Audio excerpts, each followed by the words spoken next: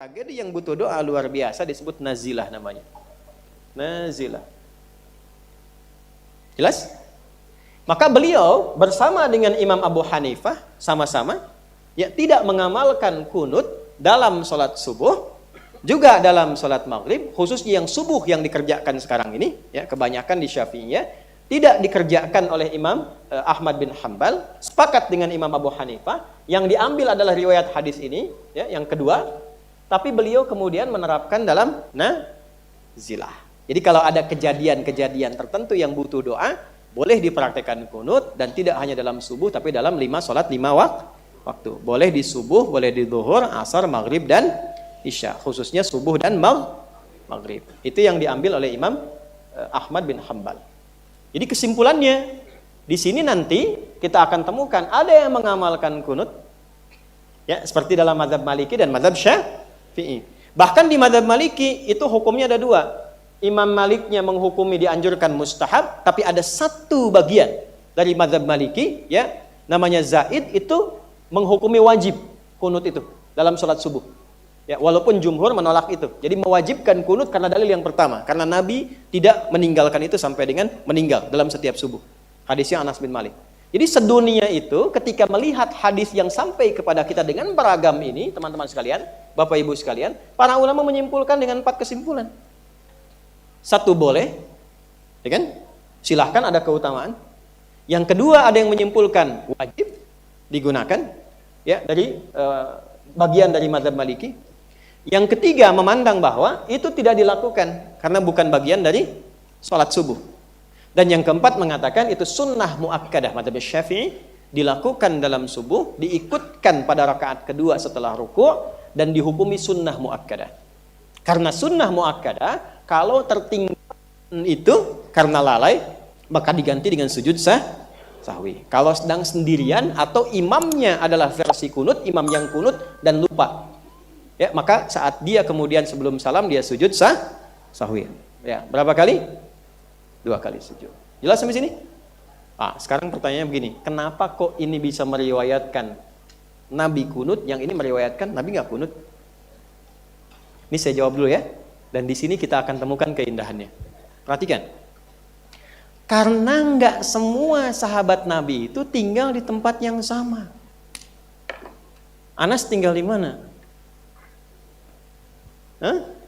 Di Madinah dengan Nabi. Abil Asja'i tinggal di mana? Di Kufah. Sekali datang. Yang kedua, kapan Anas menerima riwayat? Kapan ini Abil Asja'i menerima riwayat? Boleh jadi Abil Asja'i sholat di belakang Nabi, di belakang Abu Bakar, di belakang Umar, belakang Utsman, Ali, sebelum kunut mungkin turun. Bisa jadi demikian. Atau nggak sampai riwayatnya. Atau boleh jadi ketika mereka sholat ini, yang jadi imam Nabi SAW, di belakang Abu Bakar, Umar, Utsman, Ali, saat mereka tidak kunut. Jelas? Sementara sahabat lain sholat di belakang Nabi ketika Nabi kunut. Nah, sifat sahabat itu, mereka mengerjakan apa yang mereka lihat langsung. Kalau mereka melihat langsung, itu yang dilihat, itu yang dipraktekkan. Sekalipun mereka mendengar dari orang lain sahabat yang sama, pernah Nabi mengerjakan berbeda, tapi mereka akan mempertahankan yang mereka alami langsung. Jelas? Kecuali ketika tidak mengalami langsung, mereka akan cari sahabat senior siapa yang paling dekat dengan Nabi, yang paling lama tinggalnya dengan Nabi. Itu yang diambil. Nah, ini kasus terjadi juga pada 2 keadaan. Satu Abu Hurairah, ya, yang kedua Wa'il bin Hujur. Wa'il itu dan Abu Hurairah meriwayatkan satu hadis yang sama tentang turunnya Nabi setelah i'tidal. Sami'allahu liman hamidah, Rabbana walakal hamd. Begitu turun sujud, hadisnya Wa'il itu pakai lutut dulu. Hadisnya Abu Hurairah pakai telapak tangan. Dan kedua-duanya diriwayatkan dalam satu kitab yang sama, Sunan Abu Daud. Yang satu nomor hadis 838 kanan bawah, yang dari Wa'il bin Hujur. Satu lagi paling kiri sebelah atas 840 Abu Hurairah. Kalau Anda baca Abu Hurairah saja, Anda akan mengamalkan dengan telapak tangan, turunnya langsung telapak tangan. Kalau Anda baca pakai hadisnya Wa'il, Anda akan gunakan lutut. Yang jadi masalah, Nabi bilang gini, kalau Anda sujud, jangan sujud seperti unta, dahulukan lututmu sebelum telapak tanganmu. Yang hadis Wa'il. Hadis Abu Hurairah, kalau Anda sujud, jangan duduk seperti unta. Jangan sujud seperti unta, dahulukan telapak tanganmu sebelum lututmu.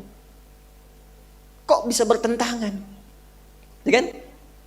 Problemnya dua. Satu, karena tidak baca redaksi hadisnya. Dua, tidak belajar tentang periwayatnya. Kesimpulannya baca terjemah dan memberi fatwa. Itu. Kenapa nggak baca hadisnya? Karena lafadznya jelas menunjukkan. Yang satu mengatakan, idza sajadta aw kama qala fala tasjud kama yabrukul ibil. Falyadha rukbatayhi qabla yadayhi. Yang kedua, idza sajadta aw kama qala fala tasjud kama yabrukul ba'ir. Falyadha yadayhi qabla rukbatayhi. Ketika disebutkan lutut, disebutkannya ibil. Afala yanzuruna ilal ibil, itu nama unta umum yang umumnya belum ada beban. Ba'ir, unta yang sudah ada bebannya. Biasanya kalau unta itu dia belum punya beban, maka dia akan mendahulukan apanya? Bagian belakangnya, lututnya. Karena ternyata unta itu punya bukan 4 kaki, 4 bagian bawahnya, 2 kaki, 2 tangan. Jadi kakinya paling belakang, depannya itu tangannya. Dan saya sudah konfirmasi ini ketika membentuk satu kelompok-kelompok tafsir. Ya kami boleh praktekkan di sini. Ya, kami waktu di Tripoli saya ngajar, itu saya kumpulkan mahasiswa, dibentuk kelompok tafsir berdasarkan nama hewan dalam Quran. Lalu ke kebun binatang. Ada kelompok unta, kelompok kera, kelompok gajah, dan mereka harus melihat perilaku hewan itu, tanya pada pawangnya apa keistimewaannya dan kenapa disebutkan di Quran di ayat dan surat itu. Ternyata ditemukan unta itu punya 2 tangan, 2 kaki, punya selaput di matanya yang bisa menutup saat badai, punya tembolok di tenggorokannya ini sehingga dia bisa menampung air, bisa kuat nggak minum selama 1-3 bulan. Itu unta. Makanya kita diminta meriset. Nah, kalau unta punya beban, apa yang dia lakukan? Maka dia akan mencoba untuk duduknya, ya, dilipat dulu, ya, kemudian turun. Kalau nggak punya beban sebaliknya. Maka Nabi SAW menggambarkan kiasan dari situ, menarik ke hadis. Riwayatnya Wa'il itu menggunakan ibil yang belum punya beban. Makanya kalau unta depannya dilipat, kalau manusia itu lututnya duluan. Ketika punya beban, tangannya didahulukan. Unta lututnya dulu, manusia depannya duluan. Kenapa? Karena sifat manusia dengan unta berbeda. Abu Hurairah masuk Islam usia Nabi 60 tahun. 3 tahun sebelum meninggal tahun 7 Hijriah. Nabi sudah punya beban dalam dirinya sehingga tertekan kepada lututnya, lutut Nabi bermasalah. Hadis-hadis yang diriwayatkan saat usia Nabi 60 tahun ke atas, itu Nabi sholatnya sudah bersandar kepada tiang atau menggunakan tongkat. Dan saat turun menggunakan telapak tangan. Wa'il saat masuk Islam masih muda, Nabi masih kuat. Nabi masih perang Badar, perang Uhud dan yang lainnya. Ketika Nabi turun, lututnya masih kuat, turun menggunakan lutut. Wa'il melihat Nabi turun pakai lutut, Abu Hurairah melihat Nabi turun pakai telapak tangan. Sekalipun Abu Hurairah tahu riwayat Wa'il, tapi tetap mempraktekkan dari apa yang beliau lihat dari Nabi. Itu sifat sahabat. Makanya Abul Al-Ashja'i ini, apa yang dilihat oleh beliau dirasakan, itu yang dipraktekkan. Jadi kalimat, ingat baik-baik ya, kalimat bid'ah, kalimat muhdas, itu bisa dibedakan dalam hukum. Kapan dia menyampaikan, apa yang dimaksudkan. Apakah yang dimaksud ini sesat kalau dilakukan berdosa, atau yang dimaksud saya tidak pernah mengalami itu. Takutnya saya melakukan sesuatu yang salah, lalu saya berbuat sesuatu yang menyimpang dari agama. Itu maksudnya. Jadi ketika Abu Al-Ashja'i mengatakan bid'ah atau muhdas, beliau bukan ingin menafikan dan merendahkan sahabat lain yang melakukan itu. Maksudnya, saya belum pernah mengalami itu, tapi saya mengamalkan apa yang saya alami saja. Sahabat lain mungkin memiliki informasi yang lain, tapi saya ingin menjaga apa yang saya dapatkan dari Nabi. Paham? Nah, kalau sudah paham seperti ini, maka dua-duanya masuk dalam bab ikhtilaf. Ketika masuk dalam bab ikhtilaf, maka di situ ada manhaj. Nah, dalam manhaj itu ada 2 pilihan, gampang aja. Mau mengamalkan seperti sahabat-sahabat yang lain. Umar, kunut. Utsman, kunut. Silahkan cek nanti dalam beberapa kitab Anda bisa dapatkan keterangan, termasuk di Fathul Bari. Saat mensyarah Sahih Al-Bukhari, Imam Ibnu Hajar Al-Asqalani menjelaskan Umar itu kunut. Utsman itu kunut. Nah, beberapa sahabat yang lain seperti Abi Al-Ashja'i yang menyebar sampai ke Kufah tidak kunut. Al-Hasan kunut. Ibnu Abbas kunut. Yang lain tidak kunut. Makanya silahkan kemudian memilih mana yang paling mudah untuk dipilih. Yang penting punya alasan yang tersambung kepada Nabi Shallallahu Alaihi Wasallam. Ya, jadi kalau jumhur di sini, ya mereka sepakat kunut itu kalau ada ikhtilaf maka keluar dari ikhtilaf itu mengambil yang disepakati. Yang paling disepakati apa? Kunut itu ini justru yang jarang dilakukan sekarang.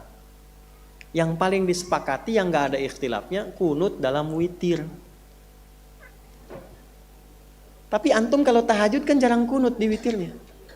Iya.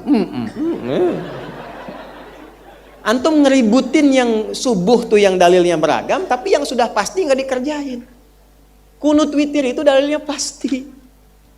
Dan nggak ada khilaf. Makanya Imam Al-Bukhari memasukkan ini di Kitabul Witri, kitab tentang witir. Di topik yang ke-14. Dan itu disifati, kunut witir itu disifati dalam Quran. Surah ke-39 ayat 9. Coba Az-Zumar. Coba Az-Zumar ayat 9.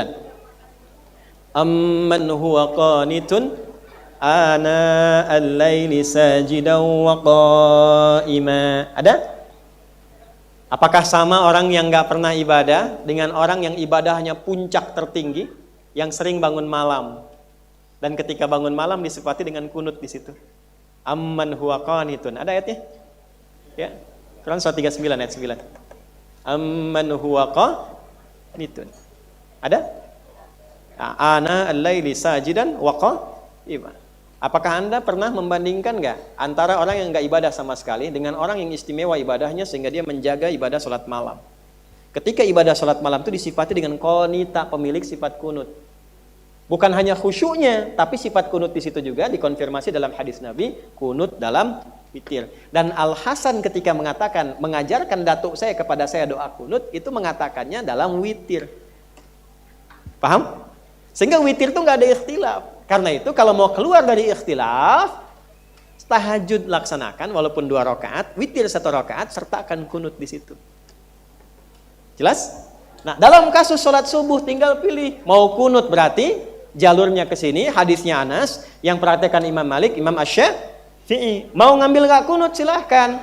Jalurnya siapa? Imam Ahmad bin Hanbal, Imam Abu Hanifah, dalilnya hadis yang ke atas. Abil Asja'i dari Sunan An-Nasai dan Sunan At-Tirmidzi. Dua-duanya orang soleh. Sejarahnya sudah saya sampaikan, dalilnya sudah saya sampaikan, tanggalnya saya sampaikan, riwayatnya saya sampaikan, kitabnya saya sampaikan, halamannya saya sampaikan. Pilihan juga tinggal pilih. Pertanyaan saya, pernah nggak saya menyampaikan lebih dari 2 jam ini NU dan Muhammadiyah? Nggak pernah kan? Jadi kita tidak boleh simpulkan, oh Anas bin Malik NU, Imam Ahmad Muhammadiyah, ya kan? Nggak ada bab-bab itu. Ya, yang ada adalah apa? Yang ada adalah kita belajar fikih ikhtilaf. Di dalamnya kita diajarkan cara memahami dan meramu perbedaan sehingga kita bisa memilih yang paling nyaman kita lakukan. Hukum terakhir. Ini ulama sepakat. Termasuk yang paling menarik pun ulama-ulama hebat yang di Saudi, mazhabnya Hambali, itu nggak akan keluar dari frame ini. Saya ulang ya. Semua ulama-ulama sepakat di bab ini. Lihat ini. Imam Syafi'i tadi saya sebutkan kunut tidak? Imam Abu Hanifah? Imam Abu Hanifah punya 2 murid hebat. Namanya Abu Yusuf dan Muhammad. Hebat, levelnya seperti Imam Syafi'i. Imam Abu Hanifah itu sudah meninggal saat Imam Syafi'i lahir di tahun yang sama, 150 Hijrah. Tapi Imam Syafi'i ingin sekali mengambil barokahnya Imam Abu Hanifah dan ingin tahu fikihnya. Berangkatlah kemudian ke Irak untuk menemui 2 murid utamanya Imam Abu Yusuf dan Muhammad. Sampai di situ bawa rombongan. Takrim, sopannya ulama yang ada di sana mempersilahkan Imam Syafi'i jadi imam. Padahal tahu kalau masuk ke tempat tertentu dengan kebiasaannya, imam di situ yang jadi imam. Di tempatnya Imam Muhammad dan Abu Yusuf, kan di situ mazhabnya Hanafi yang tidak kunut subuh. Tapi yang diminta Imam Syafi'i dalam subuh. Kata muridnya Imam Syafi'i, menang kita nih. Ini kebiasaan, gurunya nggak ada masalah, muridnya yang sewot. Selalu begitu tuh. Yang saling membid'ahkan kan biasanya muridnya tuh. Ya, gurunya santai, tapi kalau ada guru yang ngajarin, nah itu repot tuh. Ya, apa yang terjadi? Ternyata ketika ngimamin sholat subuh beliau tidak kunut. Selesai, muridnya konfirmasi. Nah, murid zaman sekarang begitu. Zaman dulu sami'na wa ata, zaman sekarang sami'na wa nanyaina. Guru kenapa nggak kunut? Kita kan mazhabnya kunut. Apa jawab Imam Syafi'i? Karena saya menghormati pendapatnya Imam Abu Hanifah yang mengambil dalil tersambung ke Nabi itu yang dipraktekkan di tempat ini. Gitu. Biasanya begitu. Nah itulah para guru begitu. Jadi kalau kita mau mengajar, ajarkan semuanya. Tapi kalau memilih jangan paksa orang, silahkan pilih. Anda kalau mau ikut saya boleh, nggak ada masalah ditarjih. Tapi jangan sampai Anda merendahkan pilihan orang lain. Jadi ketika ada yang memilih jalur tertentu dengan mengamalkan kunut, kita sudah tahu dalilnya. Jangan kita hukumi. Kalaupun Anda mengatakan, ini kan sahabat mengatakan bid'ah, tadi sudah kita gali. Sahabat mengatakan itu dengan alasan seperti ini. Jalurnya begini, sejarahnya seperti ini. Paham? Maka kalau ada orang makmumnya kunut dan Anda tidak kunut, apa kata Imam Ibnu Shalih Al-Utsaimin, mufti yang luar biasa dari Saudi, mazhabnya padahal Hambali. Kata beliau, jika imamnya kunut, maka makmumnya di belakang aminkan. Allahumma hdina fi man hadait, amin. Wa'afina fi man afait. Kalau imamnya tidak kunut, makmum biasa kunut, maka ikuti imam. Ikut hadisnya. Innama ju'ilal imamu liyutamma bihi fa qira'atul imam qira'atul ma'mum. Imam itu dijadikan untuk diikuti. Bacaan imam, bacaan makmum. Kalau imam ruku, makmum ruku. Imam sujud, makmum sujud. Imam tidak kunut, makmum jangan paksakan kunut. Sami'allahu liman hamidah, Rabbana walakal hamd. Allahu akbar, sujud. Makmum, subhanallah. Imam jawab, subhana rabbil a'la. Batal semua salatnya. Ya? Ikuti imam. Begitu imam salam, ikut salam. Jangan imam salam, Anda sujud sahwi. Paham? Ya, sama. Ketika imam baca kunut, Anda nggak biasa baca, aminkan. Jangan baca yang lain. Fatal kalau Anda baca yang lain. Anda baca yang lain, baca bacaan di luar sholat. Resiko batal sholat. Salah fatwanya. Jangan potong video saya ya, jadi sanding-sandingkan dengan yang lain, tidak. Saya menerangkan tuntas. Ya. Jadi ketika imam mengatakan Allahumma hdina fiman hadait, yang kita katakan makmum, walaupun Anda nggak ikut kunut, amin. Jelas? Jangan baca yang lain. Karena bacaan Anda itu mengikuti imam. Dan imam mewakili makmum. Allahumma hdina fiman hadait, bid'ah. Wa fina fiman afait, bid'ah. Batal salat Anda. Jelas? Baik. Sudah ya? Nah ini gambaran-gambaran yang terkait dengan itu. Jadi bagi saya kita harus menguatkan saf lagi dengan cara belajar yang benar. Ya, tajamkan pelajaran, saling menghormati. Mulai sekarang jangan disimpulkan kalau kunut NU, kalau tidak kunut Muhammadiyah. Bismillah dijaharkan NU, disirkan Muhammadiyah. Akhirnya saya jadi panitia haji di Mekah 2010. Menerima jemaah pertama salat Isya, ini pengalaman pribadi. Yang imam saya sudes. Allahu akbar. Bismillahirrahmanirrahim. Alhamdulillahi rabbil alamin. Itu komen jamaah pertama di samping, persis samping saya. Iki imamnya Muhammadiyah ya. Wah, saya mandang Muhammadiyah cabang Masjidil Haram nih. Ya. Saya pernah ngajar di Tripoli, mahasiswa Indonesia kumpul kajian terbatas gitu. Saya tugaskan tuh, nanti Anda pulang ke Indonesia, coba cek berapa jumlah orang Islamnya, kebiasaannya apa, belajarnya bagaimana. Nanti saat pulang ke sana, dipelajari kebiasaan itu sehingga kita pulang dengan ilmunya. Laporan. Anda dari mana? Sini Ustaz. Baik. Tanya, berapa jumlah muslimnya? Sekian. Non-muslim? Sekian. Yang menarik satu daerah. Ketika ditanya, berapa jumlah Islamnya di sana?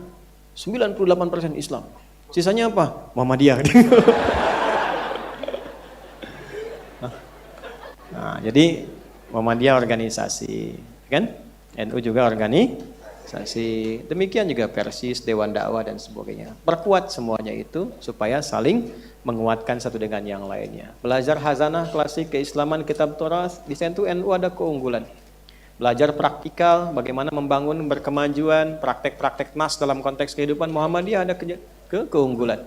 Tentang dakwah, Dewan Dakwah luar biasa. Dakwah dai-dainya dikirim sampai ke daerah ya.